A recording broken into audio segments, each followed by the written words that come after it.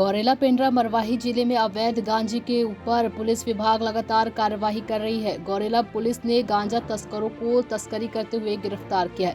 Police ने motorcycle में गांजा परिवहन करते हुए 2 आरोपियों को गिरफ्तार किया है। आरोपियों के पास से 21 किलोग्राम गांजा और 2 मोटरसाइकिल बरामद की गई है।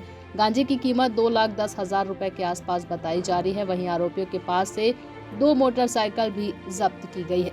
गांजा एवं मोटरसाइकिल सहित कुल 3,10,000 रुपए की जब्ती की कार्यवाही गौरेला पुलिस के द्वारा की गई है। गौरेला पुलिस को मुखबिर से मिली सूचना के मुताबिक उड़ीसा से 2 मोटरसाइकिल में 4 संदेही गांजा लेकर गौरेला पेंड्रा की तरफ आ रहे हैं। करियार के पास घेराबंदी कर उन्हें पकड़ने का प्रयास किया गया, जहां 2 आरोपी पकड़े गए। वहीं 2 आरोपी अंधेरे का फायदा उठाकर भाग गए, जिनकी तलाश जारी है। पकड़े गए आरोपी पुंतु पाल 31 वर्ष और रवि यादव 19 वर्ष निवासी पेंड्रा है। वहीं गोपी यादव छोटू विश्वकर्मा निवासी गौरेला घटना स्थल से फरार हो गए हैं।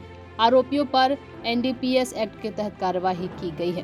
पुलिस द्वारा 4 आरोपियों को पकड़े हैं, जो पकड़ा गया, जो 2 भाग गए हैं, जिसमें और 2 गिरफ्तार हुए हैं। 2 बाइक पे जा रहे थे और इसमें कुल 21 किलो गांजा बरामद हुआ है और 2 बाइक भी इसमें बरामद हुआ है। तो कुल मिलाकर 30 लाख तक माल बरामद हुआ है और इसमें 4 आरोपी गोरेला के हैं, जिसमें 2 गिरफ्तार हुए हैं और 2 की तलाश जारी है।